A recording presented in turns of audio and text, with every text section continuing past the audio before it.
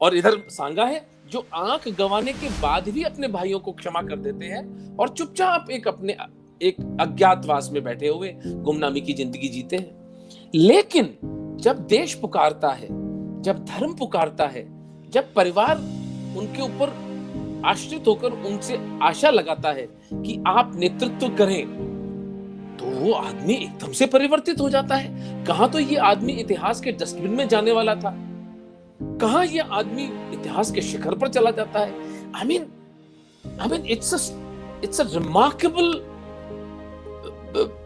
event of history which defies all logic and all contours of realism। कैसे ये हुआ होगा मैं तो सोचता हूं, लेकिन फिर हुआ। और उस वक्त उन्होंने 106 छोटे मोटे राजा जो हिंदू थे आसपास के, चंदेरी, रायसेन, ईडर, बांसवाड़ा, डूंगरपुर, सब हिंदू राजा महाराणा संग्राम सिंह का लोहा मानते हुए उनके साथ अलाइन करते हैं। एक लगभग 1 लाख की आर्मी मेवाड़ के पास परमानेंटली उस वक्त महाराणा सांगा खड़ी करते हैं, जो परमानेंटली रहती थी। वो बाकी राजाओं से जब वो बुलाते थे तब तो 1.5 लाख, 2.25 लाख तक की भी आर्मी हो सकती थी। और फिर उनका मुख्य मुकाबला मालवा के सुल्तान, जो कि उनके दादा महाराणा कुंभा का भी था, और संयोगवश महमूद खिलजी नाम का एक मालवा का सुल्तान था, जिसको कि कुंभा ने हराकर, सारंगपुर के युद्ध में हराकर कैद करके रखा था। और उसी सारंगपुर की विजय के उपलक्ष्य में उन्होंने विजय स्तंभ बनाया था, जो which is I think a masterpiece of architecture. Modern equipment, modern technology के साथ भी हम आज विजय स्तंभ वापस नहीं खड़ा कर सकते, जो आज से 500 वर्ष पूर्व महाराणा कुंभा ने खड़ा कर दिया था।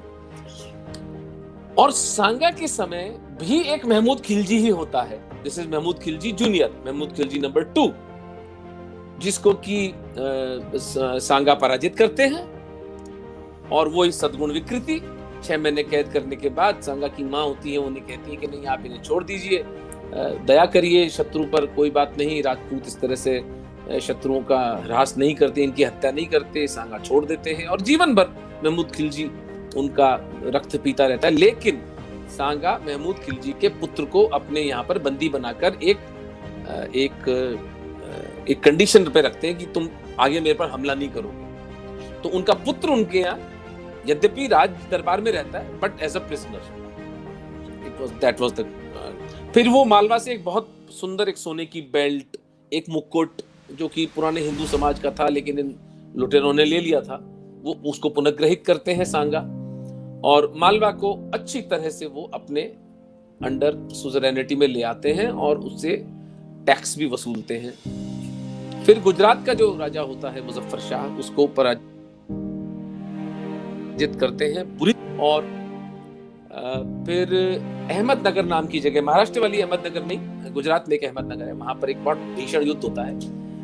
अहमदनगर के युद्ध में एक बड़ा रोचक वृत्तांत आता है कि वहां पर जो किला था मुसलमान उसके अंदर जाकर बंद हो जाते हैं। तो अब वो सांगा कहते हैं कि यार इसको कैसे जीतना रहा, कैसे क्या करें इसको। तो एक डूंगरपुर के डूंगर सिंह जी थे और उनका बेटा था कान्हा सिंह, कान्हा देव भी कहते हैं उसको। तो कान्हा देव का अप्रतिम त्याग, वो दरवाजे के सामने जो किले का दरवाजा होता है जिसमें नुकीले भाले लगे हुए थे, उसके सामने अपने शरीर को रखता है और महावत को कहता है हाथी चला दे मेरे ऊपर। और नेचुरली जब हाथी चलाएगा तो उनका शरीर बिंद के उनका शरीर का नाश हो जाता है, वीर गति को प्राप्त होते हैं। लेकिन उस नरम मांस के चक्कर में वो हाथी चक्करे मार मार के अहमदनगर का दरवाजा तोड़ के हिंदू सेनाएं अंदर प्रवेश करती हैं और अहमदनगर पर जीत होती है। इस तरह गुजरात को पूरी तरह से डिस्ट्रॉय करते हुए महाराणा सांगा जो है वो अपने हस्तगत अपने नीचे ले लेते हैं। और एक वजीर था गुजरात का, उसने महाराणा सांगा को प्रोवोक किया था।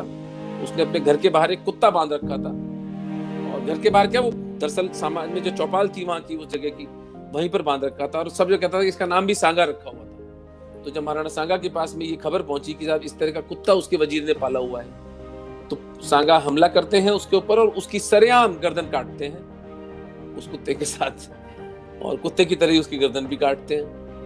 तो गुजरात को तो इस तरह जीता जाता है। और इसके बाद टॉड लिखते हैं कि सांगा अफगानिस्तान तक गए और अफगानिस्तान में भी हिंदू राज्य स्थापित किया, ये टॉड भी लिखते हैं। और ऊपर बयाना तक, पीली खाल तक, बिल्कुल दिल्ली के बॉर्डर तक जो है ये महाराणा सांगा का राज्य विस्तार हो चुका था। और इधर मालवा तक, इधर सिंध के भी आगे तक, इवन अफगानिस्तान तक पूरा का पूरा मेवाड़ का किंगडम था। और जो दिल्ली का, अगेन इस पे भी पुस्तक लिखनी बनती है कि द लाई कॉल्ड दिल्ली सल्तनत, इब्राहिम लोदी दिल्ली का तथाकथित सुल्तान, उसको बकरौल और खतौली के युद्ध में 2 बार पराजित करते हैं महाराणा सांगा। और बकरौल के युद्ध में सांगा की हाथ कट जाता है और उनकी टांग में भी एक तीर लगने से उनके अंदर विष फैल के वो टांग भी उनकी काट दी जाती है। तो इस तरह एक आंख, एक टांग, एक हाथ वाला 84 घाव अपने शरीर में लिए वो महापुरुष हिंदू साम्राज्य की नींव भारतवर्ष में रखता है। लगभग 1508 से लेके 1520, 12 साल के अंदर ये सारा वो कर लेते हैं और he becomes the strongest Hindu king of his times at that time. Close to 2 lakh आर्मीज उनके पास में इकट्ठा हो गई थी उस वक्त कि जब अब अगर मेजर कोई इन्वेजन करना होता सांगा को तो 2 लाख की आर्मी लेके चलते थे, which is a huge number by any standards.